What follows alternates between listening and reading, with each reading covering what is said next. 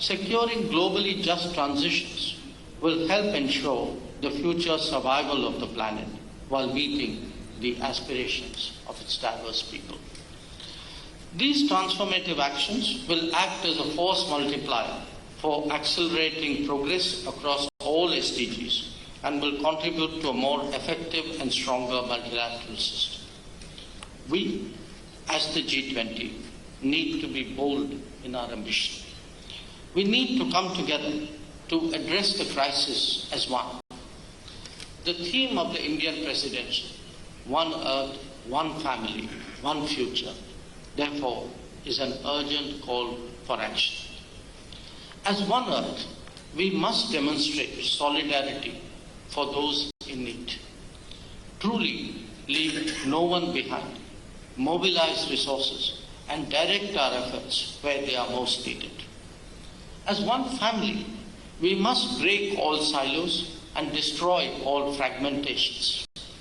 We need to integrate our approaches, build systems that leverage synergies rather than rely on trade-offs.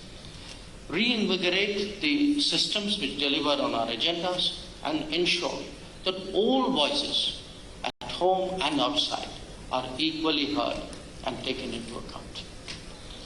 For one future, we must keep the aspirations of our young people at the center of our actions.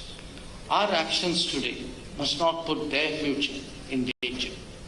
We must invest in our collective future today and ensure that it is built on the foundations of equality, mutual respect, and solidarity. As we redouble efforts to rescue the SDGs and offer relief to those most in need, we also need to speak of the revival and reform of institutions and systems which will deliver on these goals. Reforming the global governance architecture and reviving global decision-making to be more representative are fundamental for building a future where truly no one is left behind.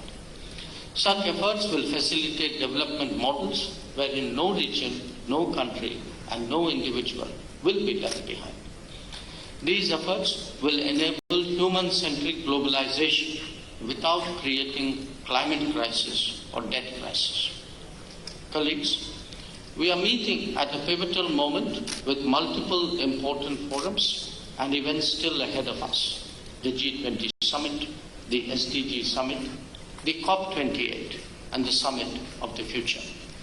It is in our hands to shape the discussions at these future forums. We must put the development agenda at the heart of these discussions. The international community must speak in unison for those most in need. It is essential that we constantly strengthen the international architecture and governance systems for the protection of global order, global laws, and global values.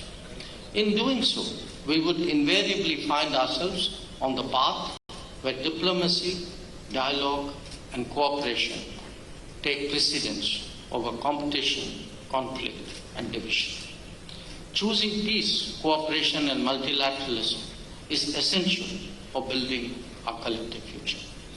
With such an ambitious task on our hands, our actions must also be equally bold and purposeful. G20 needs to play a key role in assuring that this higher purpose remains well within our grasp. Our efforts will strengthen the hands of our leaders when they come together at these historic summits that I have spoken about, which are still ahead of us. The action plan that we adopt here today in Varanasi provides such a roadmap for the G20 to galvanize the critical momentum and ambition of these efforts. I thank you for your attention.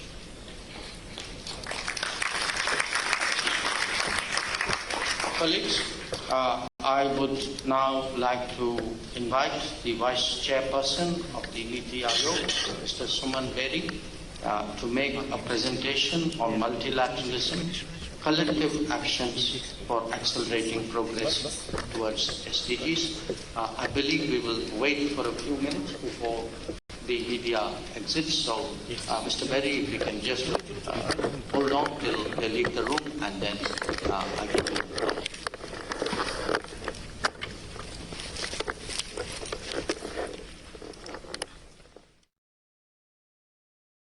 All right, so you heard the External Affairs Minister S. Jaishankar there chairing the meet and addressing the meeting. Now, before him, the Prime Minister addressed the G20 Development Ministers meet, and the Prime Minister said our efforts must be comprehensive, inclusive, fair and sustainable.